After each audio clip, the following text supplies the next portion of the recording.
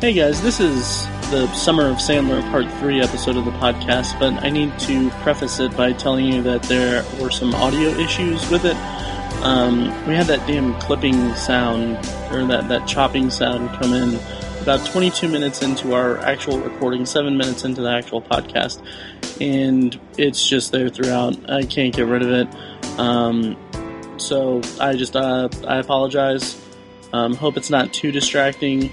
But just wanted to warn you guys that it's there. So otherwise, it's a great episode. We had a great discussion. We had Mike's brother, Kevin, back from the Guilty Pleasure Movies episode that we did a while back, and it was always great to have him. He was actually in the studio with us. So I hope you like it, despite the technical difficulties, and enjoy. We'll do better for Part 4. Thanks, guys. This is Matt Hurt at Obsessive Viewer on Twitter. This is Tiny at Obsessive Tiny on Twitter. This is Mike at I am Mike White on Twitter. And this is ObsessiveViewer.com's The Obsessive Viewer Podcast.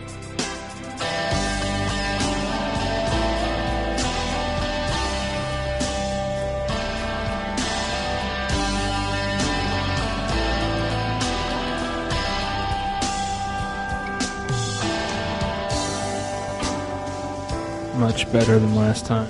Yeah. Oh, I know. Last time was a disaster because I tried to go off script. Yeah. Yes. Classic Matt. Yes. So, enough bantering and stuff. We have an important guest to introduce in studio for the first time, second time on the podcast. He is the brother of our own Michael Lawrence White. His name is Kevin Allen White. The middle name. Yes. Oh, yes. Yeah. Middle name. That's real. Hey, we had him on for Guilty Pleasures. One of my favorite episodes, by the way. Yeah, and he wowed us. I know that all the viewers loved me on the episode so much, but I was in Arizona then. Now I'm in Indianapolis with the guys. It's amazing. Oh, yeah. Legendary. He's working his way. I'm not in studio, as I'm usually not. Like so he's working ball. his way into replacing me. Oh, yeah, totally. It could happen. Yeah. So it's fun to joke. I'm so glad Kevin's on the show, and we're going to start our Summer of Sandler Part 3, 2004 to 2009. But we wanted to start, and I particularly wanted to say the words. We're recording. It's August 11th right now when we're recording. We were all geared up to do this stupid Summer of Sandler episode about a group of stupid movies and like one good one.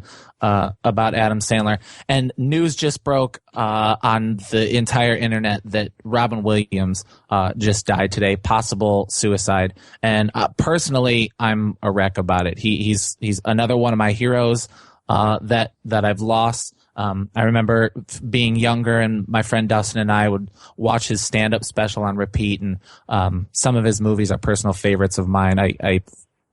Good Will Hunting is a personal favorite. So this is yet another one that hits home. You know, you don't need to rank who is most important to you in terms of what you've lost, but this one hurts a lot. So I think what we're going to try to do is talk about it just briefly, and then hope to maybe honor one of the great funny men with a funny episode. So you guys have anything to add? Just that he was a very prolific guy, and he was great. I remember way back, like when I was a kid, watching like Mrs. Doubtfire, and just loving it.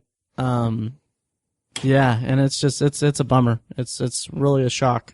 The fact that like every stand-up comedian out there has a Robin Williams impersonation. Oh yeah. His influence. Mm-hmm. Yeah, he had a very eclectic repertoire. He could, just do any impression, and then he could just blow you away in a dramatic role. Yeah. Pretty incredible. Oh, yeah. Not a lot of people can do that. Yeah. And obviously it's another kind of sad. 63 these days is not very old at all. So, it's sad. It's clearly too soon. And who's to say what else he could have done? He's an Oscar winner. He won for Good Will Hunting. So it's disappointing. Yeah. He will be missed. Yep. And hopefully soon we can do him a little more justice with a Robin Williams episode. Right. That'd be great. Absolutely. That said, we've spent the last few weeks. This is part 3 of our Summer of Sandler, 2004 to 2009. We left off with Spanglish. So I think a couple of things. First, Kevin, what did you think of Spanglish? And then did you guys watch Spanglish over the break? Spanglish is by far one of my favorite Adam Sandler movies. In general, I think it covers all of the bases: funny, cute, sad, happy. Sandler was good, you know. I mean, I don't know. Everybody agrees, so it's kind of hard to say anything other than what you guys said on the last episode. So, yeah, Nice. did you guys check it out? I've just been super busy. Totally watched it. Yeah, totally watched it. Yeah. No, I do plan on watching it before the 4th episode. So, Yeah, me too. Yeah. should have told me I'd have brought it over. I Oh, meant to forgot. mention that, but I Damn. don't know. I own it. Damn. Matt, buy it. I might actually because I I think actually it's a $5 bin these days. Nice. Yeah, I wouldn't be surprised. Oh yeah, absolutely, absolutely.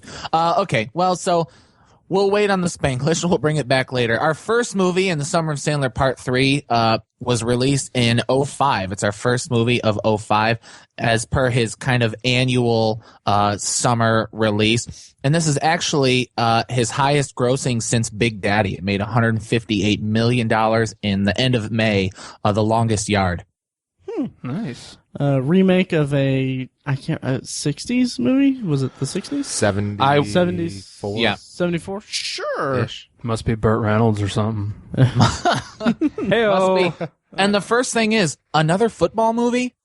Yeah. Does he strike you as a football guy? You know, he was relatively athletic in the movie. I mean, he's kind of an athletic guy. He is, and I kind of buy it in the movie. I remember seeing like an interview where it was, I think it was like the director, it may have even been like special features on the DVD, I don't remember. But like the director was saying like they didn't really use stunt doubles that much for him. Like he would, Wow. what you saw on the movie was like his actual athleticism. So, Is he athletic or does he become athletic for roles? well, you know, That's a good question. athleticism. He likes basketball. He looks like a football player in the uniform. He looks like does. he looks like a Doug Flutie kind of quarterback. But let's not forget he has kind of a goofy face, so Yeah. he's kind of a goofy football player. He made a couple of Peyton Manning has a goofy face, though, and he's the greatest quarterback who ever lived. True. Right. I didn't. He made a couple of Adam Sandler faces in the helmet, like when they did close-ups when he's running down the field. He can't help himself. The Adam Sandler faces and the Adam Sandler voices, I just can't stand them. We know. Can I just say, there's a lot of things to say about this movie, and I think we'll have a good discussion about it. A lot of negative things. But I think this is possibly his best, at least one of his best comedies. I think I was pretty good. surprised at the end of this movie how much I liked it. Me too. Yeah, I liked it a lot. As I liked it a lot more than The Waterboy. I'll say that. I thought it was pretty good. It wanted to be. I think the direction was a little bit sloppy. Like kind of some of the setups of the more emotional stuff or the more like serious stuff was a little like. Just a little like amateur hour, just a little bit. Some like there. Well, I'll say MTV Films had its hands all over this movie. Yeah. It's so clearly an MTV Films movie. I mean, the cast, first of all, but yeah, I would say the slightly above amateur filmmaking. Yeah.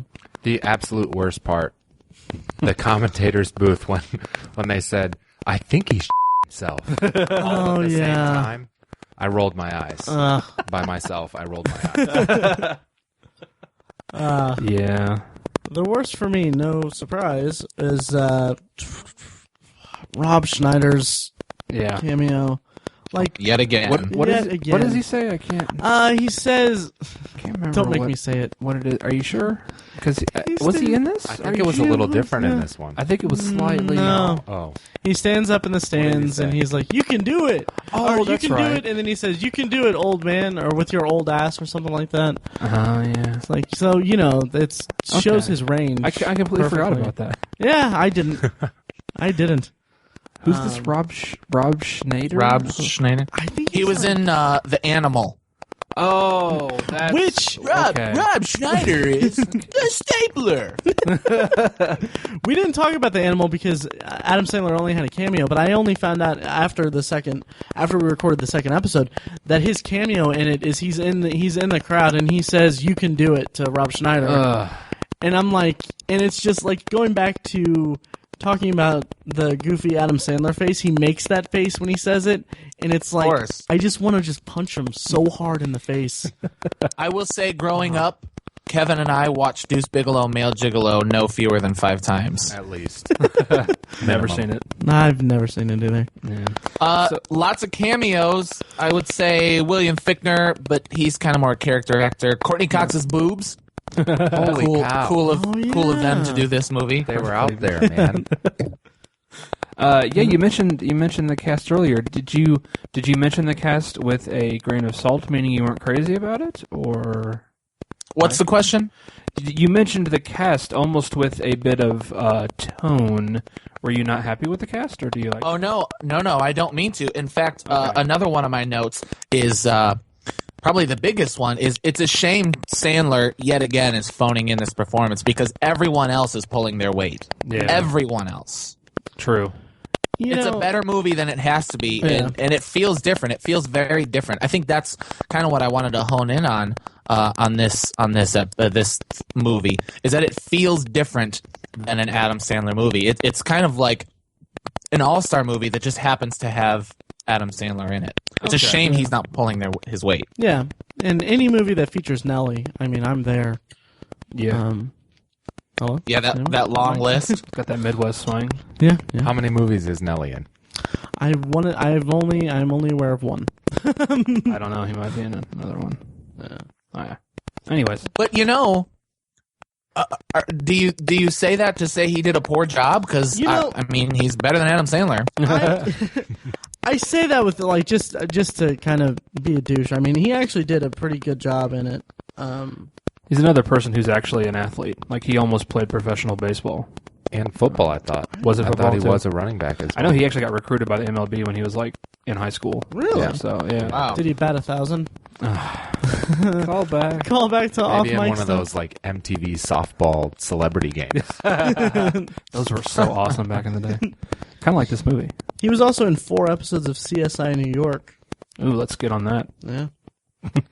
No, but I mean, The scene when they're trying to round everybody up, and he goes to the basketball players, and the scene where Michael Irvin is kind of giving them the business on the court, and he roughs them up. It's call your own fouls. yeah, He roughs them up a couple times, and crew continues to play. That's a great sports movie moment, totally. I think. Totally. It's a trope, but they made it their own. Yeah. Absolutely. Yeah. He definitely roughed up the suspect there. Hey. Listen to our 1-year anniversary special for that, guys. Yeah, I was going to say, regarding the cast, I think if you're going to make a movie like this is like the perfect cast. Mike called it an all-star cast. It absolutely is. I mean, there's a bunch of retired, successful, and maybe not so successful football players in the movie. Like Bill Goldberg played in college. Terry Crews played in college. The giant black guy who has the Polish name. What is Swatowski or whatever.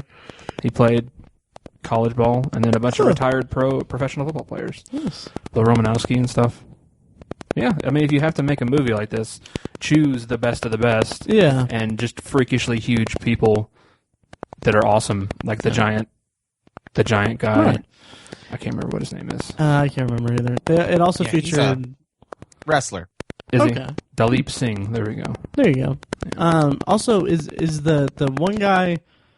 Is he John Turturro's son? I don't know. Who's that? The little squirrely guy? Brucey. Yeah. Brucey? Brucey. Yeah, he. This is like the first of his couple of movies that he's in. Yeah. He like became one of the Sandler crew. Yeah. He's John Turturro's younger brother. Younger brother? Really? Yeah. Oh. Huh. I just assumed he was like his son. Nicholas Turturro. Yep. He was born in 1962. Wow. So yeah, there. Well, he's super annoying. I guess not everybody pulled their weight. You know, in this movie, he was okay. It was like they rehashed that same joke throughout the movie, and it kind of got a little tired. But I thought it was kind of okay. Yeah. Speaking of rehashing jokes, we get our second Colonel Sanders joke. Oh yeah. When he first comes to prison and he looks at one of the guys, he says, "Looks like Colonel Sanders has been eating a little too much of his own chicken." That's his second Colonel Sanders joke in his second football movie. Yeah, I was gonna say the other one's in the other football movie. Yeah. Huh. Who was this Colonel Sanders guy in this movie? I can't remember his character. His name's Adam Sandler. I don't know. No, I don't know. like, Was he? I think he was the owner of the football team. Maybe, yeah, something like that. yeah. Yeah. He kind of had like a quintessential like Texas, like kind of almost like oil man kind of persona Yeah. kind of thing. Also, I'm not going to harp on this, guys, but I just want to point out McDonald's. All right, Matt. Although Kevin, it was did you listen to the last episode about What? Me? Matt's bugaboo with product placement? Yeah. It was. I mean, it didn't bother me this time because I was like, Sandler. But I was just like, okay, You're getting over it. I'm getting over it a little bit. I mean, them putting a burger with a coffin is a little much, but it made me think it didn't make me think, oh, I want McDonald's. It made me think, wow, here in maybe a week or so, that is going to be some. I wonder what's going to happen to the burger. Nothing. Did you see Super Size Me? Yeah. Oh, Nothing happens to the burger. Preservatives. That's It looks right. exactly the same. It's packed with so many chemicals it doesn't. The fries were the ones that lasted the longest The fries will last forever. Yeah. because they're entirely artificial. Okay. Have you ever found a French fry in the bottom of your car a year later? And eat it. Oh yeah. Delicious. Kevin said that with confidence. Eat it. You ate it. Eat it and eat it. He knows. He knew where I was going. We've been setting up jokes for each other. How about Tracy Morgan in the Longest Yard? Funny. Yeah, Very funny. I was going to bring this up. It's like every movie seems to have like offensive gay jokes in it. And obviously we're going to get to one later that's a 2-hour gay joke. Right. Yes, exactly. But it seems to occur in like every movie. And I meant to bring it, I was going to bring it up in part 4, but like, since we're talking about it now, it's like they just dive into like the most stereotypical like gay things possible. Like, Are they gay though? They call them the girls. well, they're not girls. But are they transgender? No. No, they're transvestite. Yeah. Transvestite. Yeah. Right. Right. Yeah. Yeah, and it's just like, I mean, I realize we're in a prison setting here, and there are actual prisoners like that, but like, it's not really funny. It's very cartoonish. Yeah. And I'm going to preface this. It's going to be a horrible joke, but I mean, with Tracy Morgan, it was funny because it's Tracy Morgan, but eventually it kind of just turned into kind of a big car wreck. Jeez. Dude. I'm so sorry. Sick bastard. I might have to cut that out. No, you're not. We're going to reference it a bunch. Yeah, we want to damn know. He's doing better, thank you. He's doing better. Yeah, if he had died, I wouldn't have said that. Sure you wouldn't. No. Don't believe you. Anyways. Anyway. Yeah. By the way, the actor is Walter Williamson, who played Colonel Sanders. No. Yeah. Colonel Sanders. Terry Crews. He had a limited role this time. Is this one of his first movies? It's his first Sandler movie. I know that. Okay. And he was the Old Spice guy, right? I didn't make that up in my head, right? Yes, he was. Okay. So was this before or after that? I think this was before. I think it so was. too. Yeah. Huh. He's been in a lot of stuff lately. He has. Yeah, he's big. He's really good on Brooklyn Nine-Nine. Yeah, it's fantastic. Oh yeah. And The Expendables. Okay, wow, he's in a lot of stuff. I'm excited for the third one. Anyway, so The Longest Yard, I think we all agree, better than it needs to be, better than we expected, and kind of a high point, at least lately. Yeah, I don't want to brush over this or anything, but I mean, I was actually very surprised with how much I liked this movie. Because I'm not a sports guy at all, but I really like sports movies. And this is actually a very good or a decent sports movie. I wouldn't call it like the best football movie ever or anything like that, but it does what it does, and it does it fairly competently. I enjoyed watching it because of football season coming up. Good Right. little Yeah. warm-up. Yeah, Totally. absolutely. It's rote. It hits a lot of the same Adam Sandler comedy notes as far as the Adam Sandler part is concerned. and it's very, very MTV. But for a certain audience, I think this is a very well done movie. Is this a Happy Madison movie? It is not. It's strictly MTV. That's what I thought. And it's Paramount, and he's done Sony for his last 10 movies or so. And this is Paramount Pictures, and it was written by someone who does not usually write on Adam Sandler movies. Huh. I was looking at the director, too, Peter Siegel. He's done a couple. He did 51st Dates and Anger Management, but I don't know if he's really one of the... I don't think he's Adam Sandler's bitch. He's not Dennis Dugan. I was just going to say that. Yeah. Even though it wasn't written by someone who writes for Sandler, they still got that damn Rob Schneider in it. Yeah, they did. I don't think they can get away from that. No. So 3 months later, he did a cameo on Deuce Bigalow, European Gigolo, and then took that fall off. The following summer, we're in June of 2006. Again, these are our college years, Matt and Tiny.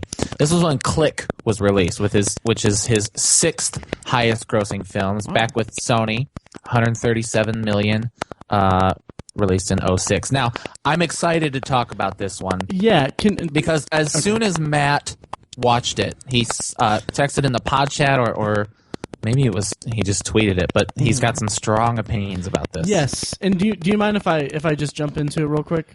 Please do. Okay. Kate Beckinsale. So, Wow. Sorry. Don't go obvious, Tiny. okay, so, all right, Click is a movie that I was very interested in seeing when it first came out back in 2006. And I think I rented it or something, and I watched it, and this was back, around the time I had Netflix and stuff, and it was, disc-based stuff that, I always had disc-based Netflix and all that. So, every now and then I'll go on Netflix and I'll go on streaming and I'll see, I have rated a movie before from, years and years ago. And Click is one of those movies that I rated 1 star. Because I did not like this movie when I saw it. That first, something about it just rubbed me the wrong way. I thought it was a goofy kind of movie that could have been a lot better with the premise and all that. But after watching it this time, this is the only time that I've taken a movie that's 1 star and giving it 4 out of 5 stars on Netflix. Wow. Okay. Yeah. I'm so glad.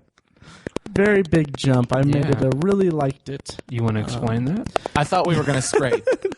Yeah. What are your strong opinions? I don't know if it has to do with me getting older and kind of being an older person than I was back then, but it's it really got to me some of the more family kind of stuff, because it's like a family comedy and drama, and it has some problems I will get into in a moment, but kind of the big theme of it is that he's a workaholic and he puts his work before his family, and his family suffers for it. And they go into the far future with it, and I mean, and the set design and stuff is just not. It's very, very futuristic. There's no way that this is what the future is going to be like, but let's go nuts with it. But some of the family stuff, him and Henry Winkler. In that one scene, just that got to me. That was pretty well done. Yeah, I was just fantastic. when he pauses it, I was just I'm gonna cry in a Adam Sandler movie. It was I always nominated do. for an Oscar. Yeah. It was? Yeah. Huh. Do you want to guess in what? Special effects.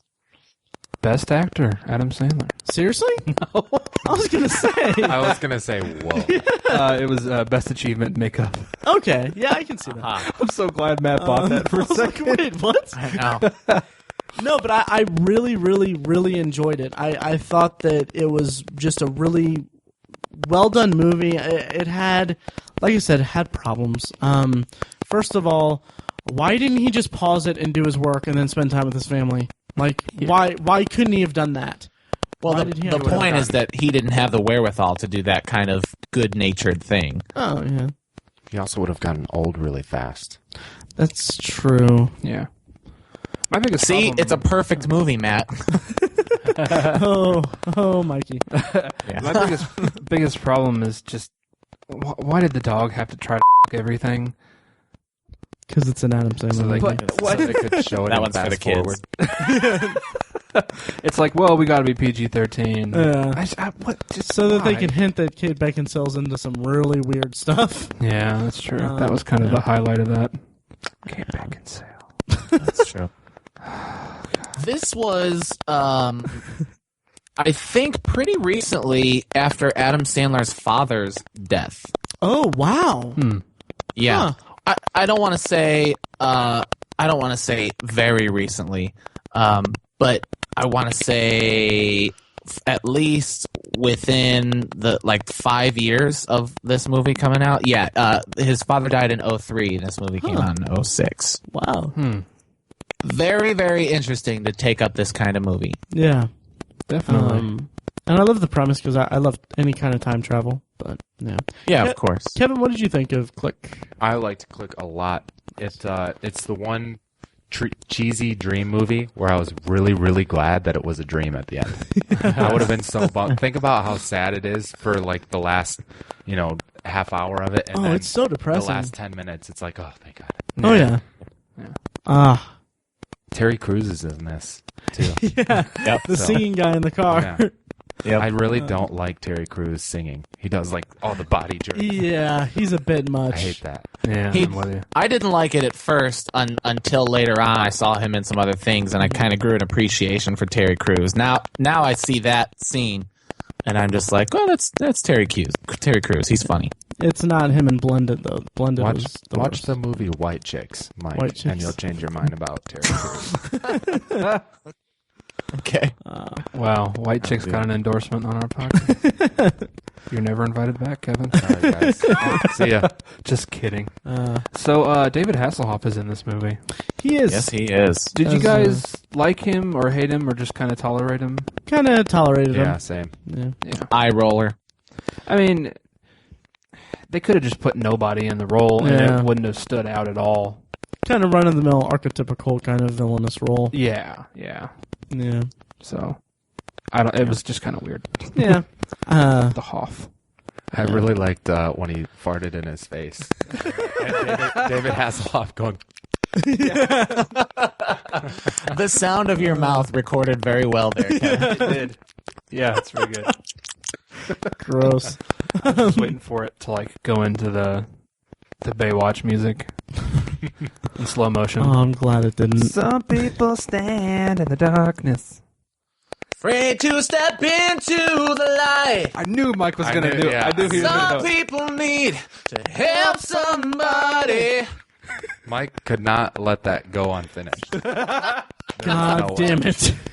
I know you as well as your brother, Mike. Yeah. All right. of it. Anyways. You guys. Yes. I thought the movie was okay.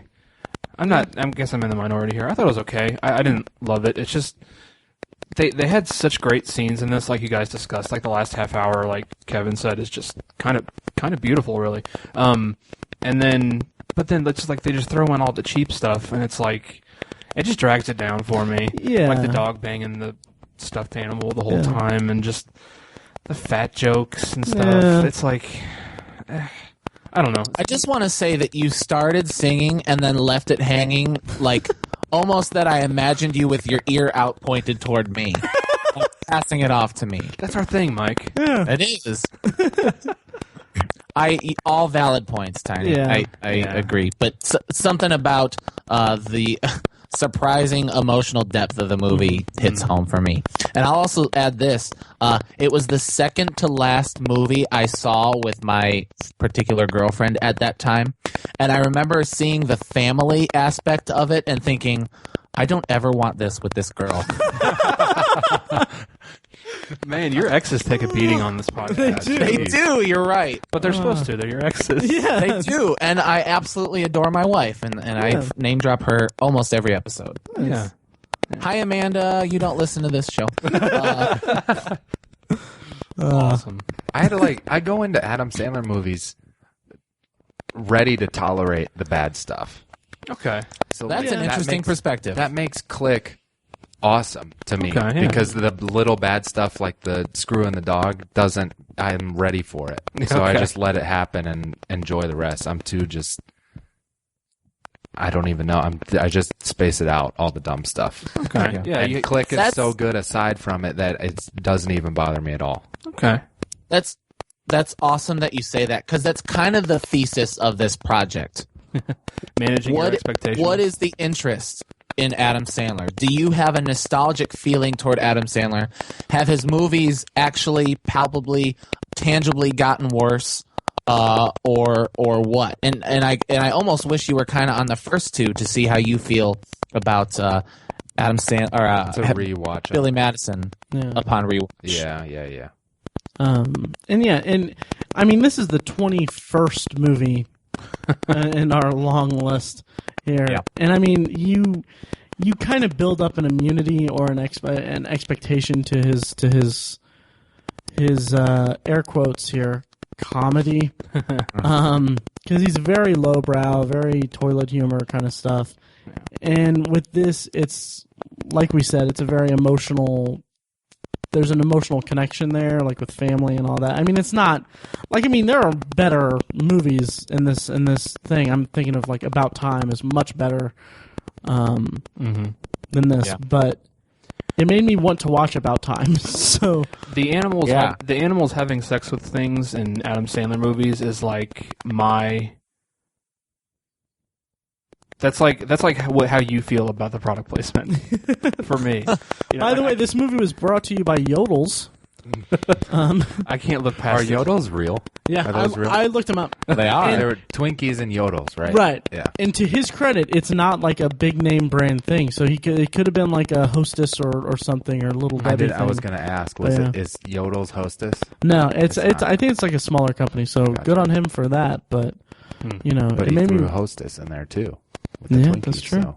And there was also Bed Bath & Beyond. Yeah, true. So. Well, there's the scene the at the very beginning when he's driving down the road, and it's all of the typical like mall area stores. Doesn't he list off a bunch of stores? Yeah, he Arby's, says them out loud. Yeah. I kind of wish he would have There's been Popeye's like, chicken. Yeah. I was watching it thinking Matt's already hating this story. Like when he passed by Best Buy, I kind of wanted him to be like, Best Buy, oh, they're a great store, but they're closed. Their universal remotes suck. But yeah, it's it's a good movie. Very good movie. The kids were kind of decent in this. Yeah. I was just about to mention the kids. The neighbor kid, redhead, Oh my God. named O'Doyle. Yeah. Reference to Billy Madison. Yeah. Billy Madison. Um, That's true. Good catch. And I was going to say, I'll admit the part where I laughed my ass off was when he was smoking the cigar. And he's like, oh, no, actually, I caught O'Doyle with it. I think there's marijuana in it. That was I laughed so hard at that. That was good. Yeah, that was good. Yeah. We've also neglected to mention Christopher Walken as Morty. Oh yeah, Mort. Who is, I guess, pretty forgettable. Do any of us have a Walken impression? I do, but I don't. now's not the time. yeah, Oh, my. yeah, Robin Williams just died, guys. yeah. Yeah, We can't do it. Oof. that's true. Was that a little too blue? Yeah, You just brought it down a little bit. Anyway. a little bit. Do you want me to make another Tracy Morgan car accident joke? And I'm the one to reference it, so I need to keep it in. Damn it! Yes, you do. Yep, you do. Anyway. All right, so moving on. Sorry. Edit that out. You guys still there? Yeah. Yeah. Okay. You guys were just letting me have that one. You guys still hear it? You're not laughing or anything? We know. We know. No, I was thinking you were going to laugh at me. Oh, right. No, we're respectful. In March of 2007, he released a fairly low-grossing movie, $19 million, Sony Pictures' Reign Over Me. And this is, after doing this project, this is a contender for best movie of Adam Sandler's career, if you ask me. It's the first movie under Madison 23 Productions, which I had to research because I had never noticed it before. It's the same thing as Happy Madison. It's the same people, and it's him. It's just he decided to do it for his more dramatic movies. Okay. Kind of like Paramount Vantage or... Sure. Yeah. Sure. Yeah. So, Madison 23 Productions. Huh. Yeah. Uh-oh. Dude. Uh-oh. let me just say something real quick. Go right ahead. What was the year on this one? 2007. 7. Okay, so I had just gone to college, and this was a movie I saw, and my roommate and I watched it and absolutely loved it. And we ended up buying a Bigfoot gas-powered scooter. Oh, yeah. Because of how entertained we were by the idea in this movie. That's awesome. Yeah. Did you ride like on Tandem? the side? Yeah, we did. Nice. Funny thing, that scene where, like, toward the beginning of the movie, during their meet cute, when they're riding around, Amanda and I both laughed, and Amanda goes, "It's like they're falling in love." Yeah. Tiny, what'd you think of this movie? Oh, I love this movie. I remember seeing it and like recommending it to you a bunch. Oh yeah. And I think we finally watched it and you just fell asleep during it. Yeah, I'm pretty sure that sounds. Oh, like me. no. That's the case with a lot of movies we've watched. Yeah. But this movie, man, it's just so many things about it. I think honestly my favorite thing other than the performance is probably the script. Mike Binder, who, if you see him, you'll recognize him. He plays an attorney in the movie. Mm-hmm. He's made a couple movies. It's all independent, small stuff like this. Most notably, The Upside of Anger. That's a pretty cool movie. I mean, Kevin Costner's in it, so. But he's just a really talented writer. I appreciate what he does with his characters, how they bounce off each other, and it's like they just hate each other at the beginning and then love each other by the end. It's beautiful, you guys. So and we get that in this movie. There's just so much depth to it. I got really into the characters. Yeah, watching it. You can't not. Yeah. Mm-hmm. Interesting. This is not an Adam Sandler movie per se. He actually auditioned for the role. Yeah. Mike Binder wrote the role, and Brad Pitt was considered for the role of Charlie. Huh. I don't know how I would have liked that. I don't know that I would have. Yeah. Huh. Yeah, I don't. Maybe it's because Brad Pitt's so perfect. I almost don't believe that he could ever break down that far. Right.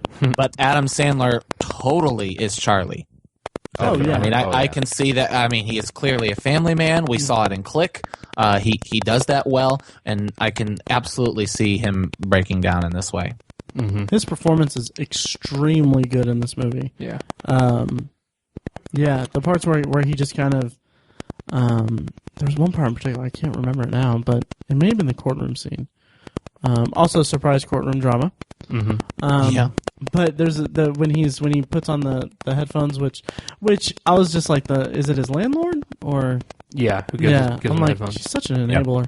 But and he's like listening to the song, and he's just like, like nodding his head and kind of like, going to a special place and everything. I was like, dude, that just breaks my heart. Yeah. Mm-hmm. Yeah. Well, the obvious scene where he finally tells Don Cheadle's character the story. Yes. Yeah, Opens right up, outside the room with the with Amanda Peet. Yeah, Amanda Peet. Again, I'll say again, Not Amanda Peet,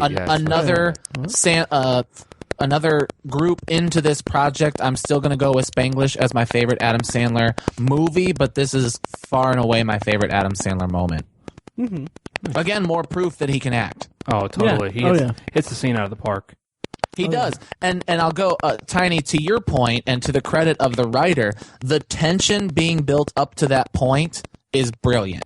And I'm not saying that Adam Sandler couldn't handle it because, I've been a proponent of his, and I've said that he could handle the dramatic stuff like this. However, the whole time I'm waiting for the story to be told because we know we're going to get it. Mm-hmm. And they just so brilliantly build up that tension till it releases and he finally tells the story. That scene works and fires on every cylinder. Yeah. Mm-hmm. And it's, interestingly enough, it's almost like they just kind of got out of Adam Sandler's way. Mm-hmm. Just put up a camera. Kinda. And I mean, it's, which you just wouldn't expect from Adam Sandler because he's so used to having other people carry him. Mm-hmm. That's not what we got in this scene. It was amazing. I wish he'd do more of it. Yeah. I do have some like issues with the movie, but it's not a Sandler issue. It's just I thought the movie was a little long It was a little kind of after. Maybe like 10 minutes. 10 minutes. Yeah, I'm gonna let you finish. That's like the 7th time I've made that Kanye joke. Right.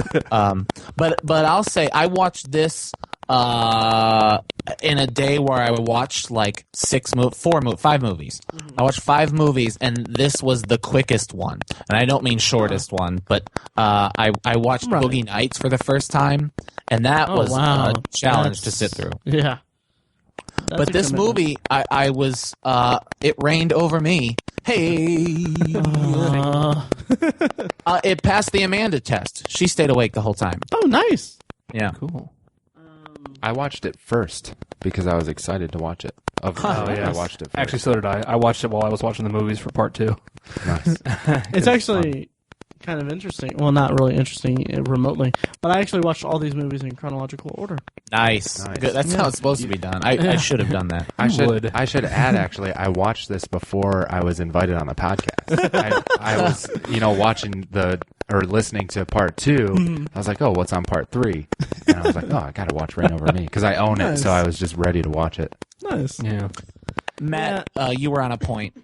Oh yeah, I thought it was just like between the time when he reveals like his story and the ending, I thought it was like they could have cut some of that a little bit and shortened it and made it a little bit tighter because it was kind of like just it drug for me a little bit, and then I'll give you that. I can agree. And that's the emotional climax of the film. Yeah. Despite the fact that they think when he screams "Rain Over Me" with his headphones on, they think that's the emotional climax. yeah.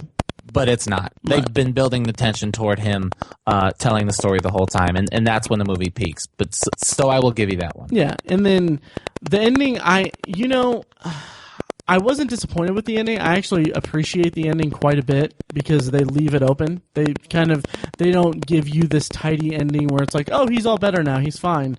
But they give you like a little hint that like he's gonna be okay, but he's got a lot of stuff to work through. So I appreciated that, but I also kind of thought like it was kind of left a little bit hanging for me. And then it was kind of just what's the word I'm looking for? It was kind of it seemed like they were trying to conceal the 9/11 aspect of it until they revealed it like later in the movie, but they just didn't do a good job of that. I was about to ask that. Yeah, it kind of seemed like, was it supposed to be like a twist? Because I mean, it's pretty clear. Yeah, the lawyer says it. He says he's the one who first says on September 11th, 2001, that all changed. I think about the midpoint of the movie. I think. Yeah, and like before that, all we've said is like, was it the plane? And we're thinking like if you go into it thinking like, okay, well, it's not a plane. Like if you just think it's a plane crash or whatever, then and you go in or whatever, you wouldn't think anything more of it, and it would be like kind of a shock. But then like when he talks to his mother-in-law, she's like the crazy people from around the world decided to take them away or something like that. I'm like it kind of felt like they were kind of skirting around it a little bit, or couple things. I just think they didn't want to draw attention to it. I wrote it in my notes as a question. Was it clear right away that his family died in 9/11? Because watching it, I knew it, but I couldn't remember from when I first watched it if it was obvious to everyone else. Yeah, and that's another problem I had because I knew that there was a very strong ties to 9/11 in the movie when I went in to watch it this time. So maybe it's just a bias on my part from that. I don't like that they concealed it. I don't like, and it almost plays like they had a script and then, like maybe it was on the shelf for a while and they were like, maybe we should throw some 9/11 in there. People complain about that. That's kind of one of the biggest complaints. Yeah. Is the 9/11 thing. I feel like it's kind of a cheap grasp for emotion. Yeah. They do it in that movie Remember Me with Robert Pattinson. I still kind of want to see that movie. And that's the only reason that if you already knew about it. Right. But I know about it. I'm sorry for ruining it. It's a Robert Pattinson movie. Go right ahead. That's drastically different, though, because that's like a gotcha moment at the end. It is, yeah. It's a bigger plot point. Right. I want to say a couple things. I think I haven't seen the trailer, obviously, in 7-8 years, but I think going in, you knew that it was 9/11, right? All the advertisements were 9/11.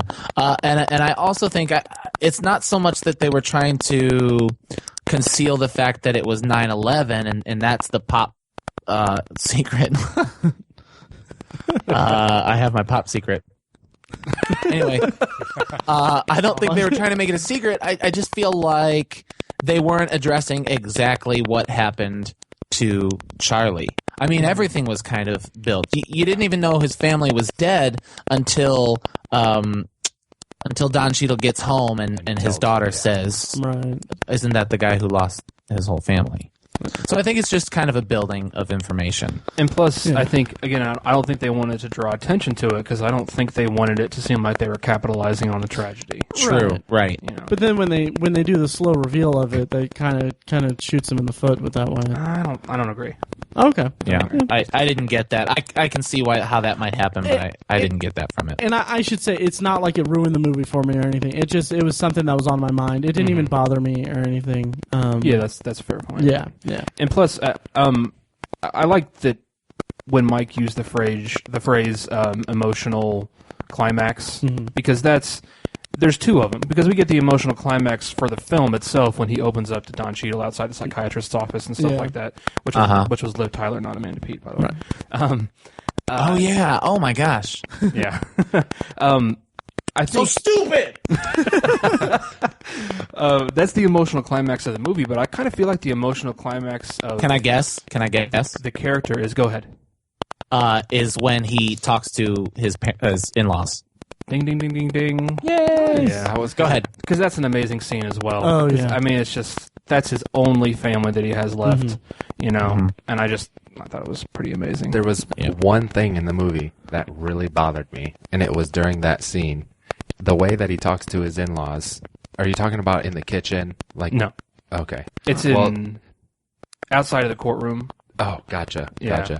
Well, there's a part later then in the kitchen when he's unpacking his stuff and getting ready to move, and he's talking to them about the family, about his family, and he sounds like Scuba Sam from Scuba Steve? Scuba Sam. Scuba Steve's father. Oh. Scuba Steve is the toy. Scuba Sam you're right. is his dad. I did not make that connection. Scuba Sam. Oh God. I don't recall Scuba Steve's that. father. Yeah. I don't It's recall not his fault he can't read. Wow, I'm gonna have to go back and check that out. You guys want to hear an interesting little note that I'm kind of proud of myself for picking up on? Go right ahead. It's about 20 minutes in. It's one of the composed songs in the movie, not a song for the soundtrack, but a composed song. It's by Rolf Kent, who wrote and composed the theme of Dexter. Oh wow. And I heard it, and I was like, this sounds kind of Dextery. So I looked it up on IMDb, and it is.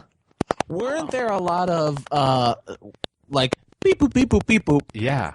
kind of things in the soundtrack? I remember thinking that was a little goofy. Nice catch, Rook. Rolf Kent did it all in Reign Over Me, but just the theme of Dexter. Cool. That's awesome. Yeah. Very cool. Good catch. Yeah. Good on you.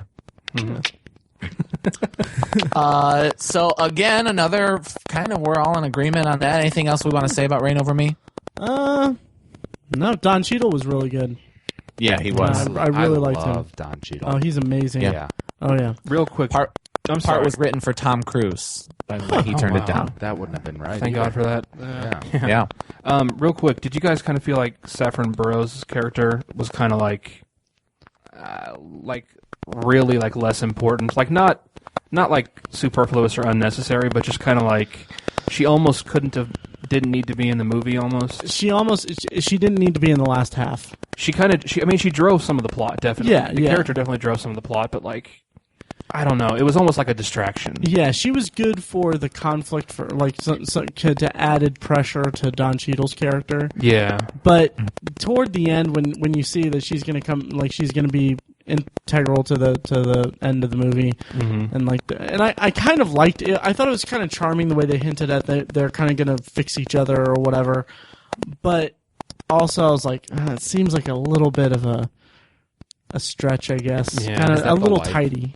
Is that the wife?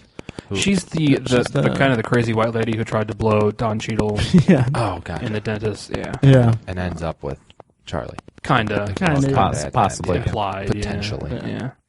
I mean, it wasn't lazy writing. Absolutely, wasn't. It wasn't lazy writing because again, she's an integral character to an extent. Yeah. But yeah, I don't know. It's not a complaint. It's just something I kind of noticed this watch through because it's like so much of the movie is just like almost perfect for me, and that was almost like a little thing that kind of stuck out when I watched it this time. It was a little too tidy for me. Tidy. Yeah. That's a good way to put it. Yeah. You know, I didn't notice it outright, but I absolutely see what you're saying. Okay. And plus, Don Cheadle was the main character of the movie. Mm-hmm. It kind of gets. He's a little overshadowed, obviously. Yeah.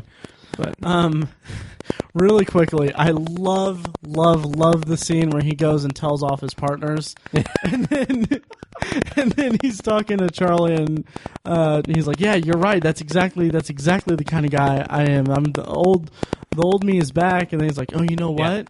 I don't take shit from nobody." Yeah. It's like, you know what? That was the other guy we knew. Yeah, you took from everyone. That was great.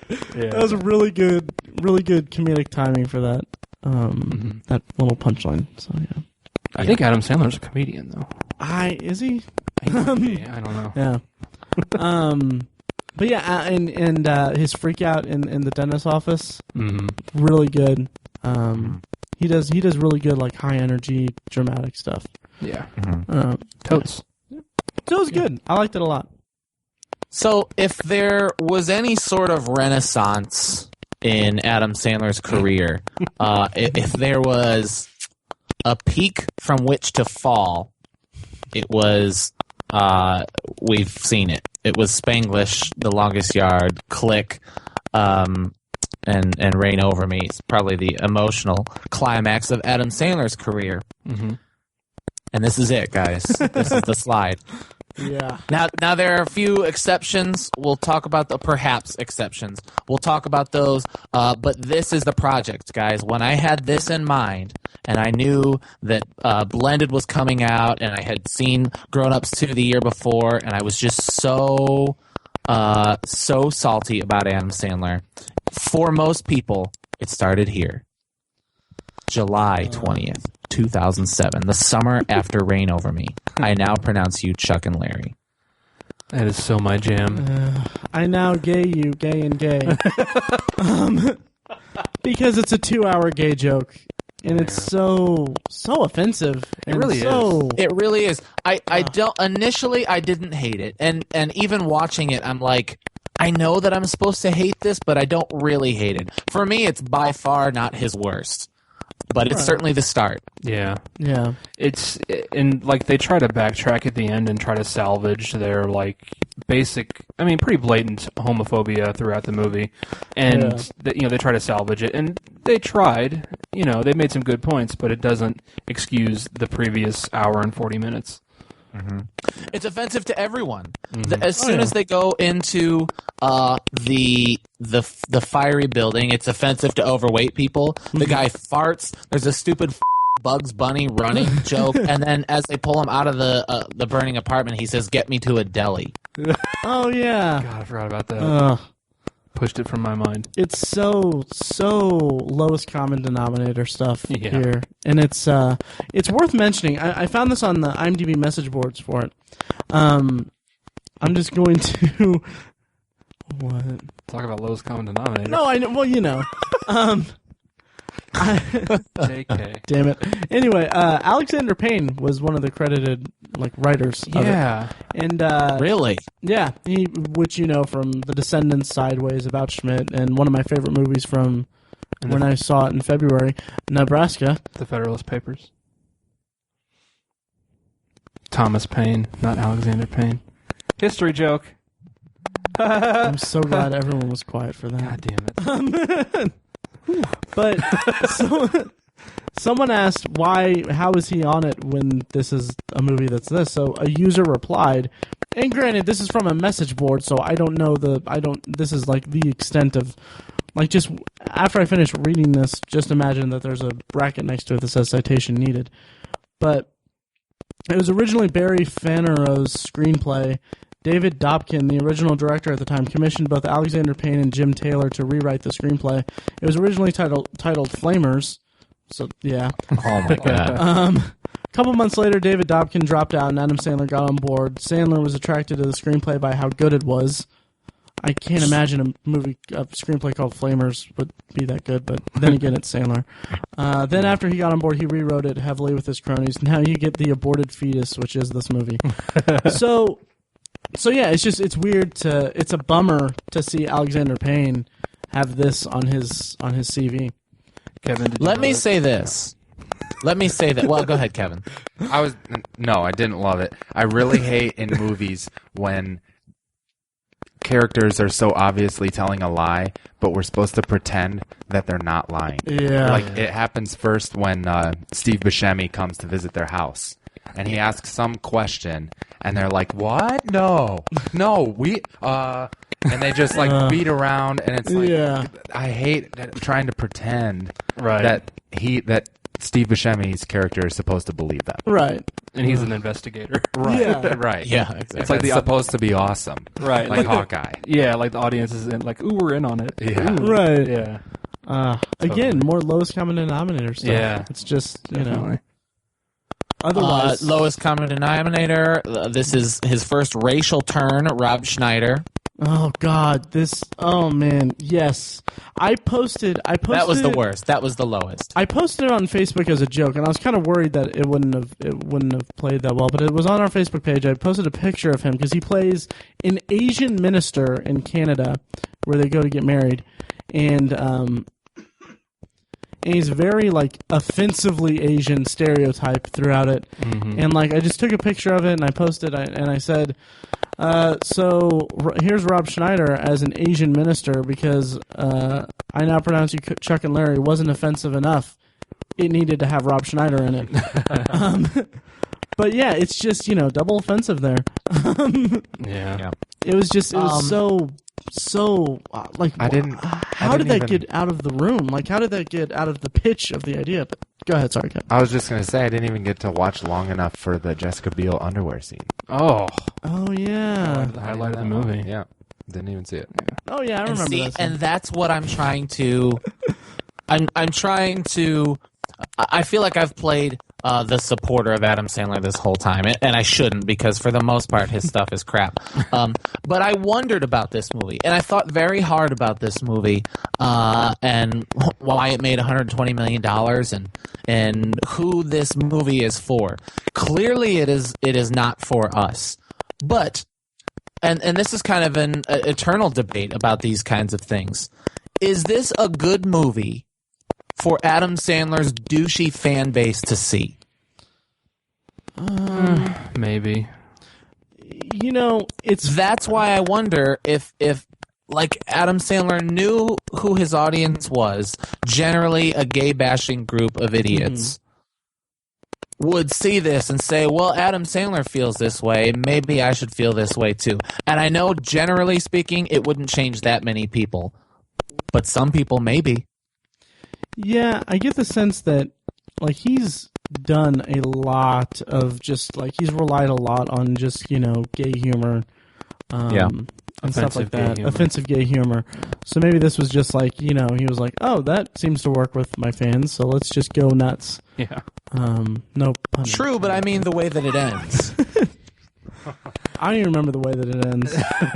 Oh, yeah. I don't know. I was so ready for this movie to be over with. Yeah. Yeah. So just some filmmaking problems, which are so obvious and numerous to even mention, but that's what this show is for. I hate that in terms of the writing, they can't get the balance between how homophobic and accepting they actually are. Like when they're at home, they sleep in the same bed, but when they're on their honeymoon, they have to have two separate beds. Just for the sake of the joke. Offensive stereotype, gays know how to dance good. Yeah. That's a little ridiculous.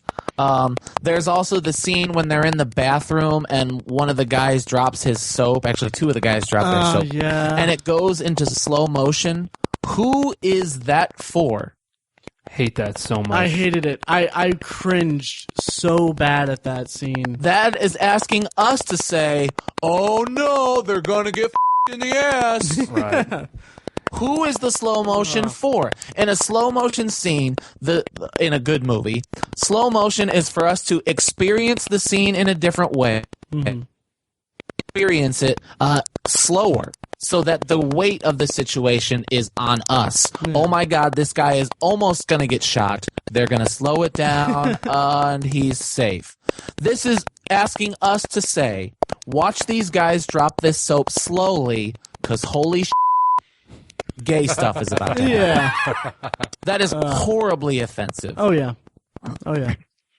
Yeah, I can't add to that. You hit that out of the park. Absolutely. I mean, that's absolutely right. And then you have a guy who the character is actually supposed to be gay, Ving Rhames, and he comes in and he's just ridiculously stereotypical. Yeah. Yep. Yeah. He dances to the song. What was the song? Oh yeah.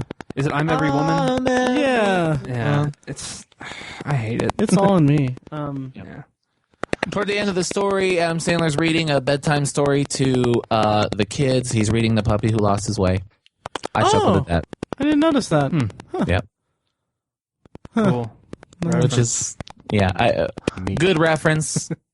Wish it was in a better movie. Right. So Yeah. I don't have anything else to say about this movie other than I'm trying really hard to hate it as much as I know I'm supposed to. Yeah. There were some times where I chuckled more than I wished I had. Were But there overall, sometimes it's that you just not good. Were there sometimes that you larried? Oh God damn it. Hey, God love it. damn it so much. So many chicken heads. Jessica Biel sucks. Yeah. She's just a Yes, terrible she is actress. not good. Thank God she's hot because, well, I mean, good for her. She's hot because she Right, would have right. no career at all. Yeah, just had to say that. Yeah, she wasn't memorable in the least bit. She was just, another, and I'll also point out another surprise courtroom drama. Yeah. So yeah. Well, is it really surprising though? No, and nothing about this movie was surprising except for Asian Rob Schneider. What's the running count on courtroom dramas in Adam Sandler movies? 3. Ooh, there's This is up to 3. 3. Big Daddy, Reign Yeah. Over Me, and this. Is there anything else? I think that was it. Yeah, I don't Oh know. no. Huh. I'm looking right now. Yeah, me too. I'm trying to see. That's a lot for one actor. Yeah. Anger Management has some courtroom scenes. Yeah, but is it the climax of the movie though? And it's No, not, it is not. It's not a Okay. surprise. Yeah. It's just the 3. Okay. I still think we should do a surprise courtroom drama episode. Yeah, we keep calling it out though whenever we Yeah, yeah. like. This is not the first episode we've called out. Right. Surprise courtroom drama. But I agree, that'd be fun. Yeah. Well, we'll talk about it off there. Yeah. Everything Noob. It's an everything gaming news podcast with your hosts, Dreadlow. This is just a gag episode, isn't it? Everything makes you gag. Jemmy. They're looking towards the future. What? I'm Is not there sure gonna be- what future, but the future. And our master of ceremonies, Vortak. To me, Skyrim always sounded like a Mile High Club type activity. Get weekly gaming news with a live recording every Monday night at 10 p.m. Eastern. Or enjoy the high-quality audio-only version available Tuesday mornings from iTunes, Stitcher, or your favorite podcasting directory. To find out more, check www.everythingnoob.com. It's N-O-O-B. Happy gaming from the noobs. All right. So Yeah. moving on. Yeah, I just want to say, Mike, you totally knocked that out of the park. Oh, thank With that. Yeah, I was gonna make another batting 1,000 joke, but I got nervous. You're batting 1,000 on the narration there. There you go. Hey. Hey. Speaking of batting 1,000, the next movie, June 6th, 2008, Sony Pictures, $100 million. This was the movie, for me, where I was angry with Adam Sandler. Angry with Adam Sandler for You Don't Mess with the Zohan. This made $100 million. $1 million times 100. What For the America? I know. Oh my god! It attracted viewers like a fat queer to a But- dick sandwich. Oh my god. Wow. That line. Oh. Did they use that twice in the movie or just once? I only remember it once. I think I pushed it from my memory after one, but something that they did do more than once in the first scene, the opening of the movie, Adam Sandler catches something with his ass twice. Yeah. Like in the first 4 minutes, I'm like, is that the height of your of comedy for you? Because it's so stupid, so over the top. But I mean, you had to admit his ass looked great in this movie. Well, It did. sure. He was fit. He was ripped in this Yeah, movie. Man. he Yes, looked he was. good, but Yeah, too bad he wasted it a little bit. yeah. Yeah. And don't forget, they did solve the Middle East conflict between the Israelis and the Palestinians. Well, that's true. That is the one takeaway from this. I mean, they hit that issue hard in this movie, and now we have peace. What's ridiculous is near the end when all the buildings end up catching fire and blowing up, and they go, we'll just build them all. Like, yeah, that's true. the whole little battle was nothing. That was the conflict. Yeah. Yeah, that's funny. We'll just build them all. Yeah, it was such a stupid movie. Just from the beginning of this movie, I just hated it. And then, I paused it to go to the restroom and get a drink and stuff like that. And then I got caught up browsing Reddit. And then I went back to my room, and I was just like, I gotta finish watching this movie. It was such a chore to watch this movie. And it was so hard to keep my attention focused on it because it was so just bad. And it made me feel bad for John Turturro. Yeah. Even Dave Matthews. I don't even really care about Dave Matthews. I actually liked him in this. Yeah, I liked him in Funny. this, and actually I liked him in Chuck and Larry. He was in Chuck and Larry? Yeah. He was. He's one of the. He's the guy that works at the clothing store when they have their girls' day out. Oh, I didn't even notice that. Yeah. Huh. Yeah. But as a person who's talked to so many gun nuts at so many gun shows, he hit this out of the park. They want to tell me how many rounds per second my rifle can shoot? Like, that's just perfect. Yeah, that was funny. He's like, you really get it. You and Mel Gibson. Yeah. That was funny. His scene, that scene was the high point of the movie for me. Yeah. Yeesh. I'm going to be honest. I haven't seen this movie. Saw it. I'm embarrassed to say that I own it on DVD. Wow. Oh, wow. Yeah, it was in the cheap bin used, and I feel bad about it. Had you seen it? I remember. I've seen it. I saw it in theaters. No, Had to ask. had you, when you bought the movie, you had seen it? Yes, I had seen it in theaters. Wow. I know. I know. And I came home angry. Like I remember seeing it and I was like, this is it. This is Adam Sandler's career dropping off a cliff. Mm-hmm. I was so disappointed because up until this point, I was a staunch Adam Sandler supporter. I had missed some of the bad ones, and maybe it had been too long since I had seen Anger Management. I don't know, but I was a fan. I mean, how could I not have been since after The Longest Yard, Click, and Reign Over Me? And Right. Spanglish. And Spanglish. Yeah. And to be honest, I don't even think I saw Chuck and Larry until after Zohan came out. Mm-hmm. But this movie made me so sad for his career. Yeah. To borrow your question, Mike, who is this Sure. movie for? I mean, I don't know. it's like because he has these goofy movies that are kind of like I don't know how to characterize them, but I mean, this movie is like, is it supposed to be for the subset of Middle Eastern people that live in New York and have electronic stores? Is that like the demographic for this movie, or is it a farce on them? Yeah, a farce on them, and then for who? Who Yeah, makes these jokes? I don't know. Who cares about these jokes? Matt, Yeah. I'm sorry, go ahead. you got through the entire movie, right? Yes, unfortunately. So, was it worse or better than Little Nicky?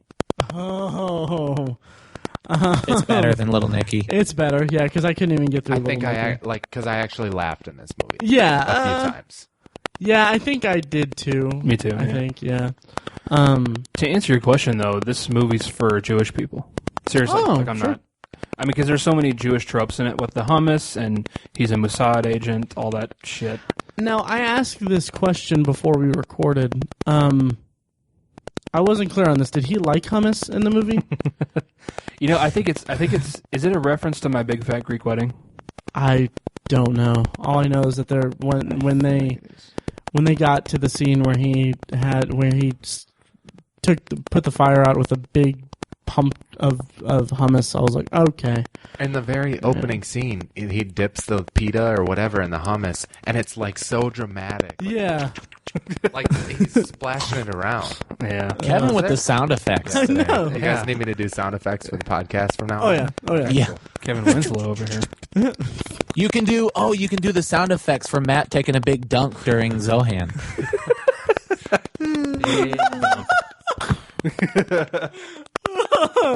Was the hummus? Is that real hummus? Was it product placement? I don't know. I didn't. That and the fizzy whatever. I was like, I'm not even gonna look it up. Bubbly? Yeah, Fizzy bubble. Although that actually did kind of work because that made me really thirsty. And, It did, kind of, yeah. yeah, that's why. Why did he say no so many times? No. Because No. Because that's how Jewish people talk. Seriously, like it's yeah. I say that sometimes, like no. Who tell you this? Who tell you this? Like it's kind of funny. I thought it was. Is it though? No, not really. No. Yeah. No. No, but yeah, it was just it was Yeah. it was a chore. Yeah. I'm looking polite. at it. I'm looking at it on IMDb right now, and it has my rating from when I first watched it. I gave it a 4. Oh, It's not bad. I mean, for as crappy as this movie is. yeah, Yeah. Mariah Carey's in this movie. right. How did they get her? I don't know. It's so out of place. Yeah, How did they get her to say yes to that? I don't know. This might have been like after her breakdown, and she needed a.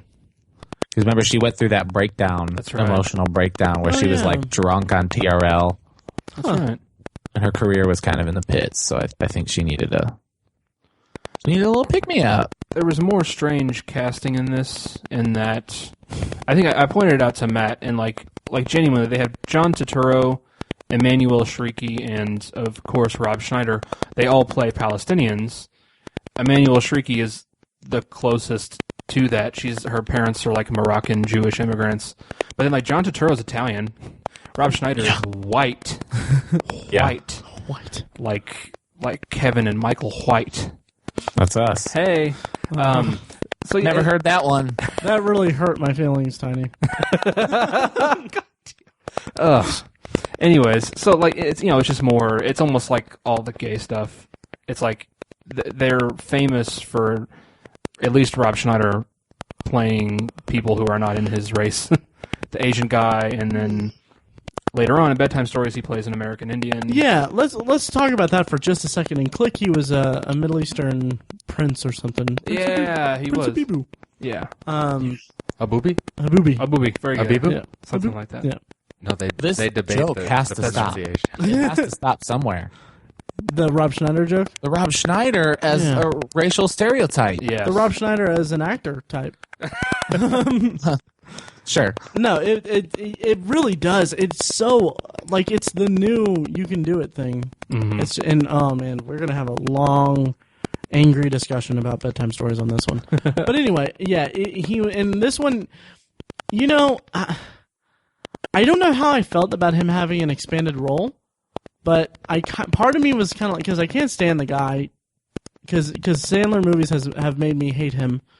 But in this, I was like, that's actually nice that his friend threw him a bone and gave him more of a role. yeah.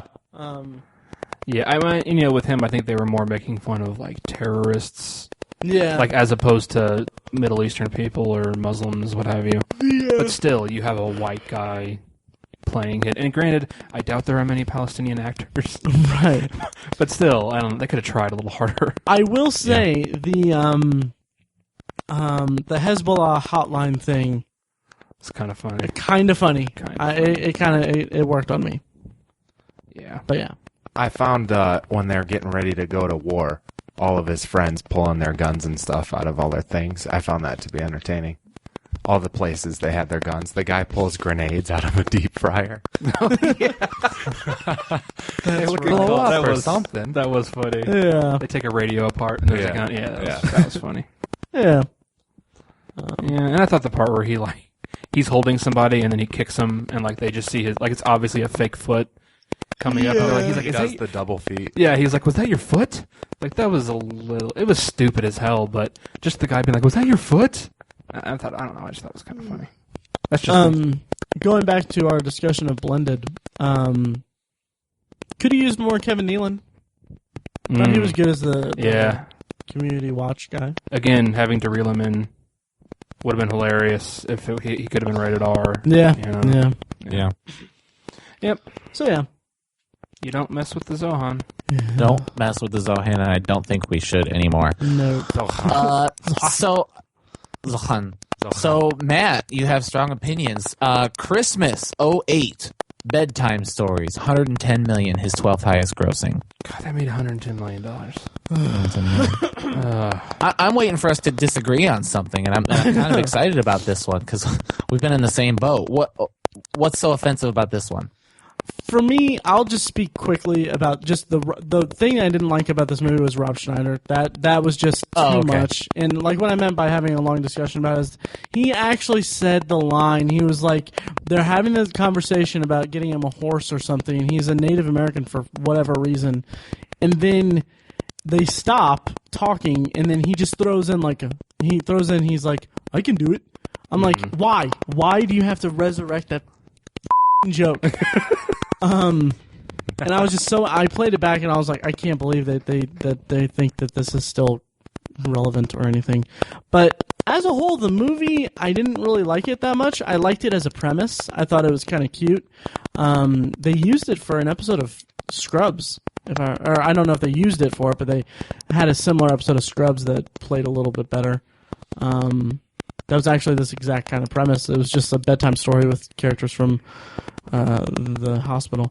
But one thing that I did appreciate from it that I actually kind of, it didn't make me tear up or anything, but it kind of like made me think like, oh yeah, I can totally get that. Is the whole arc with like the whole thing with him being an uncle and interacting with his niece and nephew. There was a boy and a girl, right? Yeah. Yeah. But just like the scene where the girl is like, do you think my dad's ever going to come back or whatever? And then he's kind of like a little heartbroken. He's like, I don't know, it's or whatever. Like that resonated. That's a tough one. Yeah, I was like, that resonated with me because I'm an uncle, and my sister's ex is just a piece of shit. But he's not going to listen to the podcast. He can't even read. But He can't even read. But no, it's not his fault. He can't read.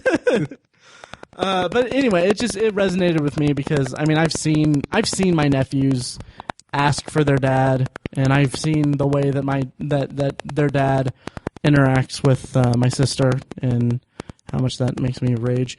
But so yeah, it just that kind of got to me a little bit. But on the whole, I think the movie was. I feel like they had an idea, and then they didn't really stick to that. They didn't really see that through to make a quality movie, but it's not the worst movie on this list by a long shot. Yeah, I think you took the words out of my mouth. Nice. Yeah. Kevin, I agree with you. What'd you think? I think it's cute, and I have a big crush on Carrie Russell. Oh, so do I. I think she's charming. Yeah. Get out. Kate Beckinsale. Yeah. I believe Sandler and Courtney Cox as brother and sister.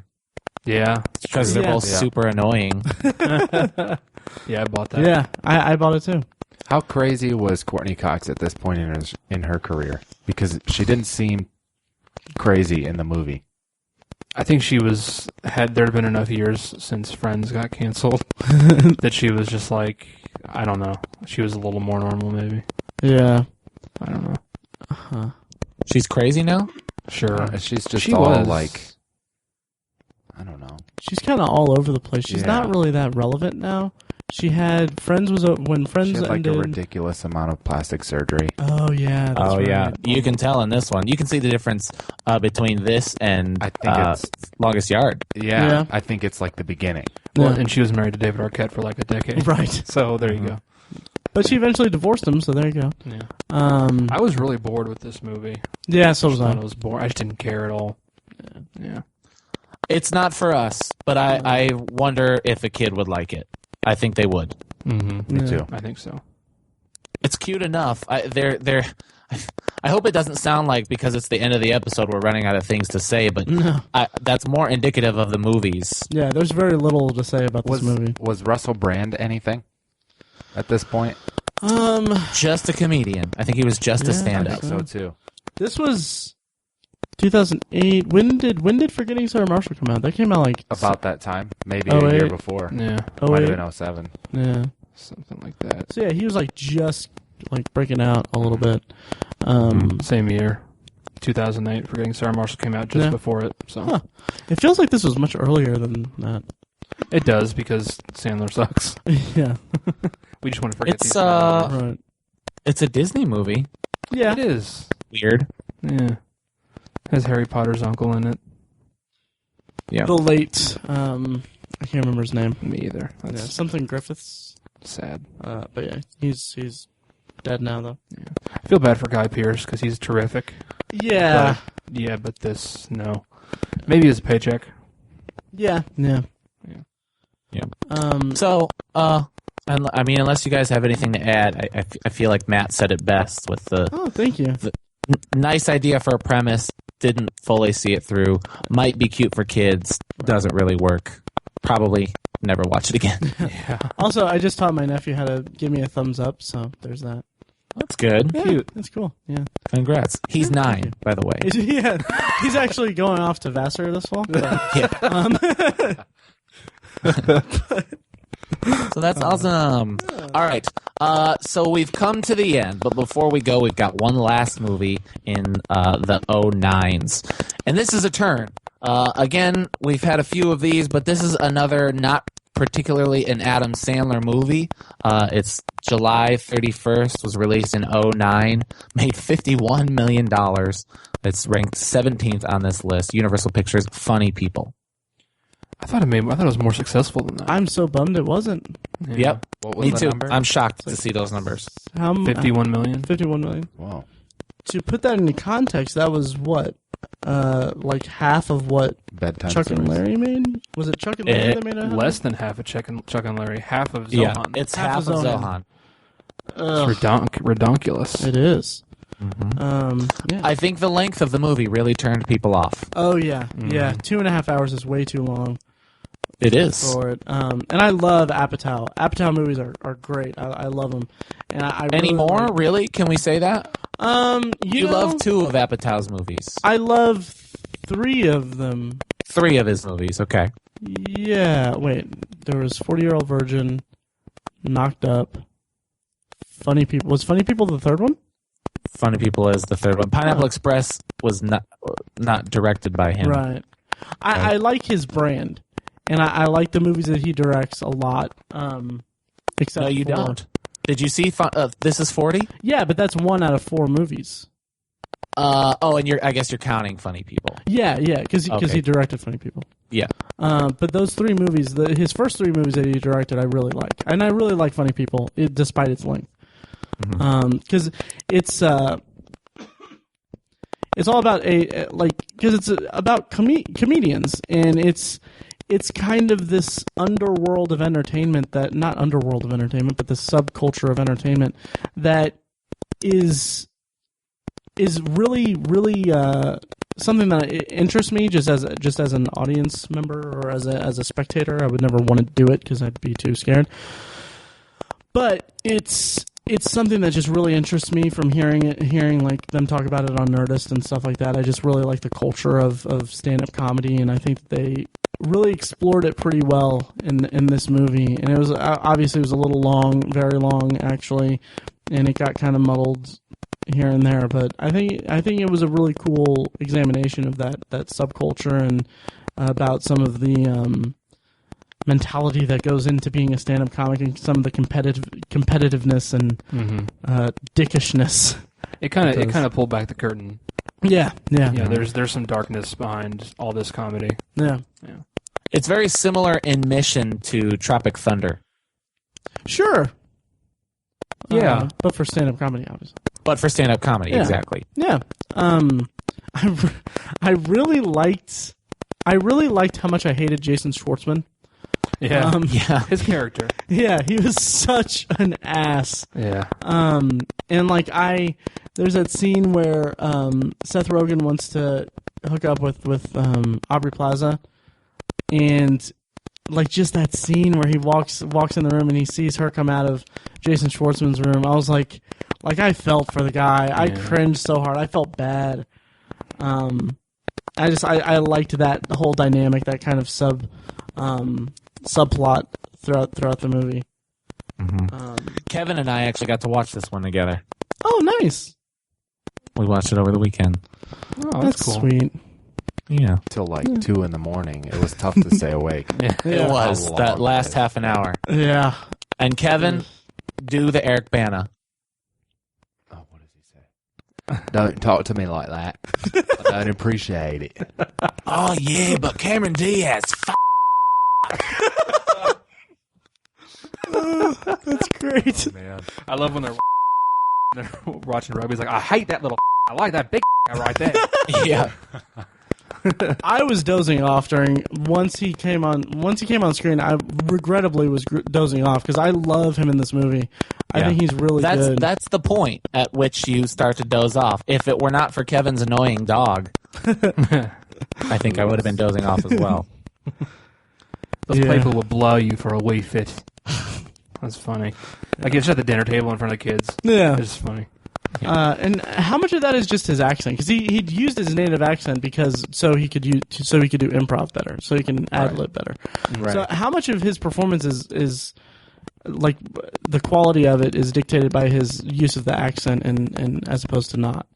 Definitely some, but it doesn't overwhelm the performance totally. Yeah. Okay. How much do you guys think the terrible movies referenced in the movie were a reference to Adam Sandler's career? I was going to bring this up. 100%. Blatantly is. Like, Absolutely. But then with that, he didn't like some of it was like very like Jack and Jill and stuff like that. Like I kept thinking of Jack and Jill whenever I saw it, and this predates Jack and Jill. So is there anything in it that's like as stupid as that in his filmography that we've discussed? Wait, Little Nicky. Little Nicky. Yeah. Oh, I see what you're saying. So he's a fucking merman, dude. Going overboard was pretty dumb. Oh God, Going Overboard was so awful. They superimposed his head on a baby's body. It's pretty dumb.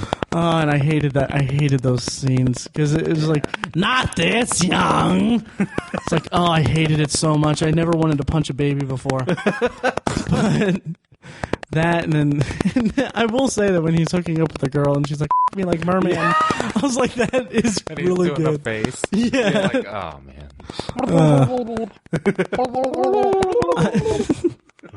Like I kind of wish part of me kind of wishes that this movie had been more serious. Like you can take, spoiler alert, I guess, but you can take 50-50 and Funny People and like have a double feature and call it the Seth Rogen helps a friend who's dying of an illness, but wait, the guy doesn't die. Double feature. Double feature. It's a heck of a time. Well, you know the number one thing people say about this movie, the criticism of this movie, is that it is two movies spliced together. Yeah. Oh, it definitely is. And I agree with that so much. And the second movie is not nearly as great as the first one. Nope.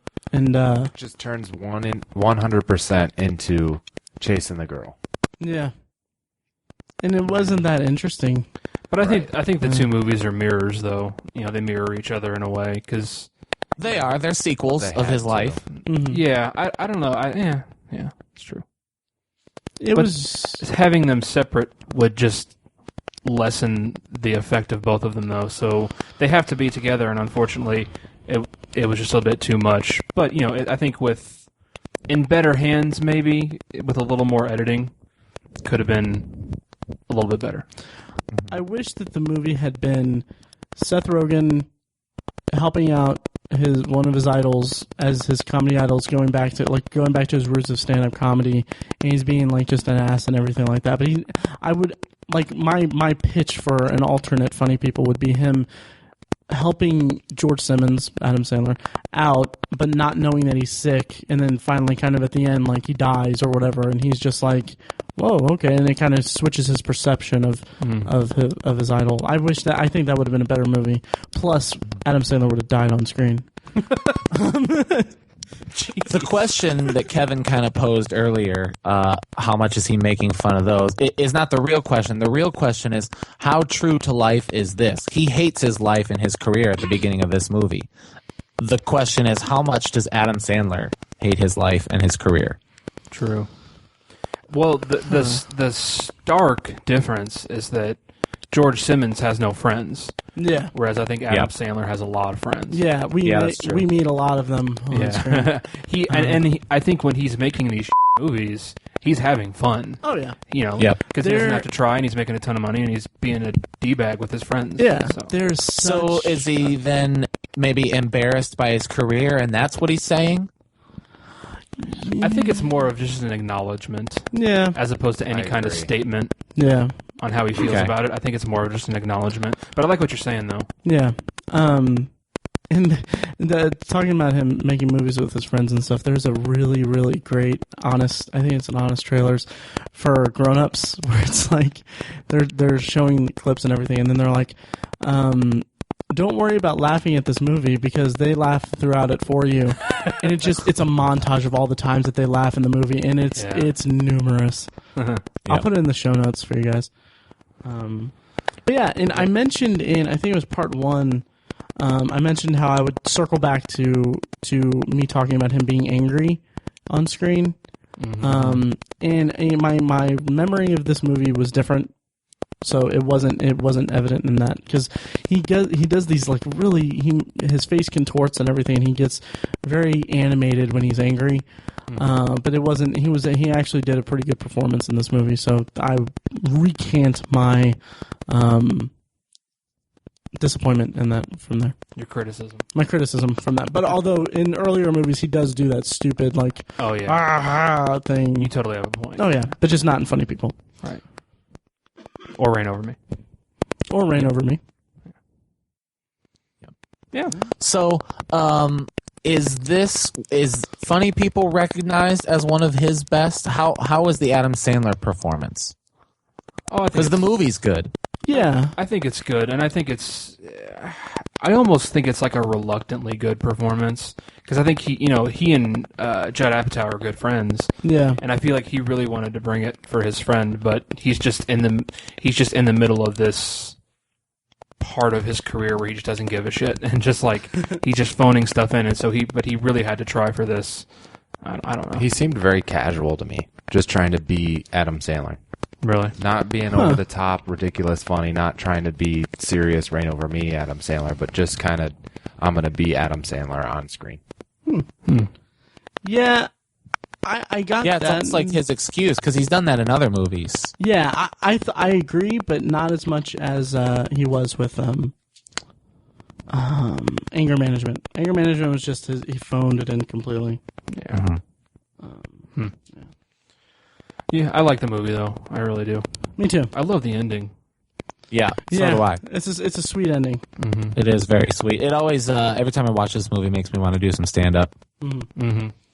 Makes me want to stand up and stretch my legs because it's so long. Or take a big dump, like during the middle of Zohan.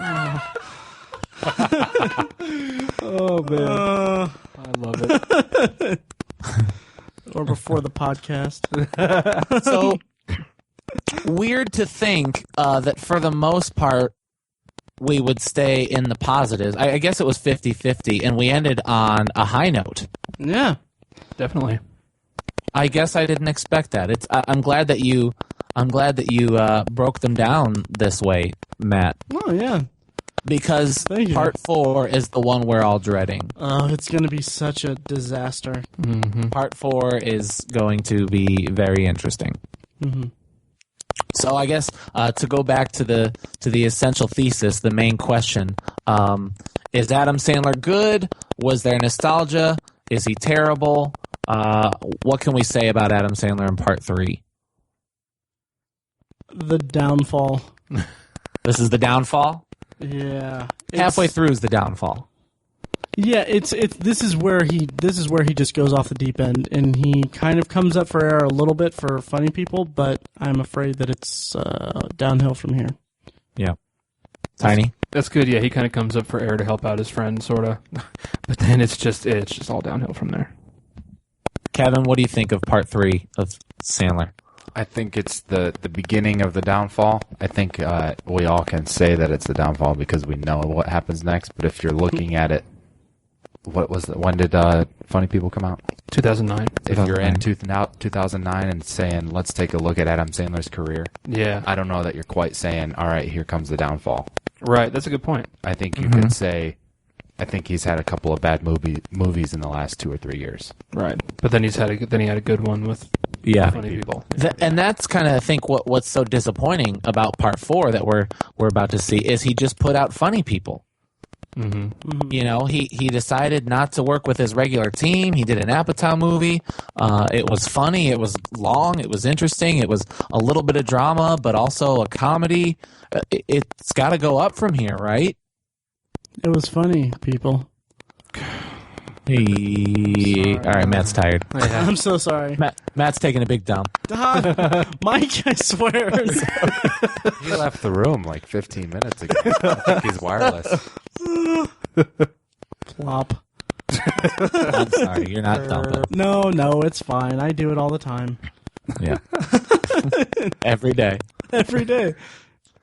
And I guess I kind of will just echo some of the things you said. This is the part where I become disappointed. The highlights of this one are certainly The Longest Yard is probably my favorite of this bunch. Favorite not because it's the best, but only because it's the best surprise. Maybe it's the tail end of part 2 when he was still successful. But Click was great. Rain Over Me is fantastic. And then there's a dive bomb. Yeah. I hope there's some new renaissance after part 4, but spoiler alert, part 4 is going to get ugly. Yeah. Oh, it's gonna be a fun discussion. Slaughter. Yeah. So I think that should do it. Yeah. I think so too. Yeah. Any closing comments, Kevin? Do you have anything to say? Anything you wanna? I don't. Yeah. I think I spilled it. Oh, cool. Anything you want to plug, or any you want to say your Twitter handle so people can stalk you? No. Okay. Do you want to give your I don't address? use Twitter very often. Okay. Yeah, I'll give my address. Okay, good. Yeah, he lives in Indianapolis. It's no. Yeah. Okay, cool. So should I sign us out? Yes, sir. Do it. Okay. As always, thank you for listening to the Obsessive Viewer podcast. I hope you enjoyed our part 3 of our 4-part Summer of Sandler episode. Thank you to Loudlike for providing our awesome opening theme music. Their first EP is called Mistakes We Must Make and is available on iTunes, Google Play, anywhere you can. You can also find, in that EP, you can find our theme song, the full-length version of our theme song, and a clips of events that they so graciously gave to us to use for the podcast. So thanks, guys, and, give them a listen and a review and rate and all that stuff and tell everyone about them because they're pretty awesome. Also, make sure you rate and review us on iTunes. It helps us out a lot. And you can like our Facebook page at facebook.com/theobsessiveviewer. Follow each of us on Twitter. You can find me, Matt, at ObsessiveViewer. Tiny is at ObsessiveTiny. And Mike is at I am Mike White. You can also check out the blog at obsessiveviewer.com where I am hoping to post more stuff soon. One of us is going to do a review of Teenage Mutant Ninja Turtles. And we've got a bunch of stuff on there from the past year and a half, so you should check that out. You'll find plenty of movie reviews and industry commentary there and TV show reviews and stuff like that. Also check out ObsessiveBookNerd.com. It's where we review books and provide commentary on the evolving world of reading. Also check out Tiny Side Project, The Secular Perspective, at thesecularperspective.com. It's a podcast exploring religion and secularism in the world today and how they interact and clash and intersect with one another. And if you have any thoughts on the podcast or suggestions for future topics or anything you want to, any sound files of reviews or what your take on Sandler is in this batch of movies, you can email us at email us each individually at matt@obsessiveviewer.com, tiny@obsessiveviewer.com, and mike@obsessiveviewer.com. And that about does it, I think. Yeah. Yeah. Rest in peace, Robin Williams. Yes. I'm glad we got to do this so I could not think about it for an hour and a half, but He will be missed. It's a sad day for comedy, It really is. for the world. Yeah. Yeah. And I'm telling you guys, if like 300 people download this episode, there's going to be like 2 people who are going to laugh really hard at that Thomas Paine joke. I'm telling you. Yeah. Kevin, thanks for joining us. Yes, thank you so much, for having Kevin. me, guys. Always great to have you. Glad you're local now, so you can come back whenever. Gotta come back. Totally. Yep. Cool. Awesome. All right. Well, I gotta go take a so.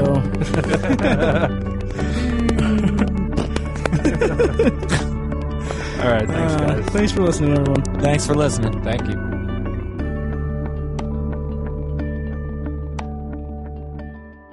So, basically, I've just been batting 1,000 for the order of these movies when they're released in the same year. Yeah. Did you say? Wait, do you not understand what batting 1,000 is, or I were have you being no idea. sarcastic? I don't know what does batting 1,000 mean? Means 100%. It means you're Yeah. amazing. I thought that was like, isn't it a colloquial thing to say like you're batting 1,000, like you're not doing well at something? I swear to God, I thought that's what it was. I swear to God, I thought that's what it was. No, it's. Batting is perfect. I think maybe somebody might say that sarcastically. Yeah. Like, oh, you're really batting maybe it down. my Why I was fam- laughing so hard. Maybe my family's been stupid. And then, like you're I really know, I batting think- 1,000 there. I know. I think you're right. I think I've heard that. Maybe it's a before. sarcastic thing. It's sarcastic. Yeah. All right, let's pretend I was being sarcastic. I'm really batting 1,000 here, guys. It's funny because I just went to a fucking baseball game. You were just out of Clearly baseball. didn't pay attention. No.